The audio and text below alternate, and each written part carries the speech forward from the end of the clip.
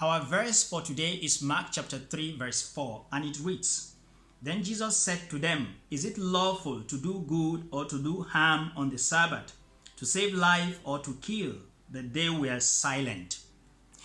This verse is found in the context of a story of Jesus entering the synagogue on the Sabbath and finding a man whose hand had become withered. And the Pharisees were watching him to see if he would cure the man on the Sabbath so that they might accuse him.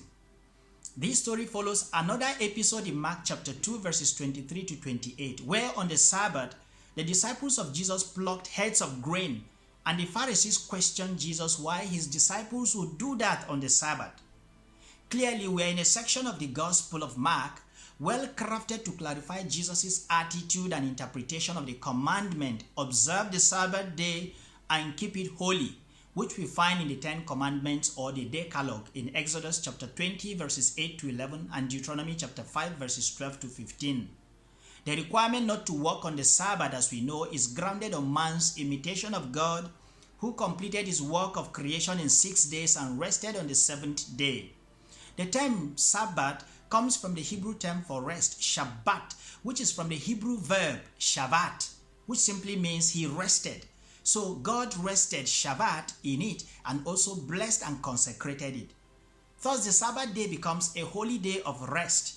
Clearly, therefore, there is a requirement for a Sabbath rest. The rabbis will later even develop a list of things that were to be considered work and which one could not do on the Sabbath.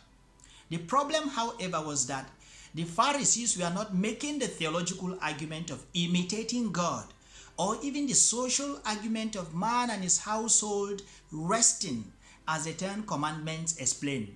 Rather, they had legalized it and were out to find offenders to punish instead of exhorting people to imitate God and have a foretaste of liberation and salvation and to enjoy the freedom of the children of God. In the case of Jesus, in fact, they wanted to find something to accuse him. Thus, what was meant to liberate had been turned into a trap to strangulate. The Sabbath that was to be observed in freedom and holiness, they had converted into a moment of plotting evil and taking away freedoms, the direct opposite of what the Sabbath was meant to accomplish. Hence the question of Jesus, is it lawful on the Sabbath to do good or cause harm, to save or to kill? This question shows us that the Sabbath rest must be a day of salvation, not a day of condemnation. The Sabbath rest is finding freedom for oneself and helping others who are trapped in various situations of life also to find their freedoms. As the laborer finds freedom and rest by taking a break from work, the sick person finds freedom and rest in receiving healing, and the hungry finds freedom and rest in finding food to eat.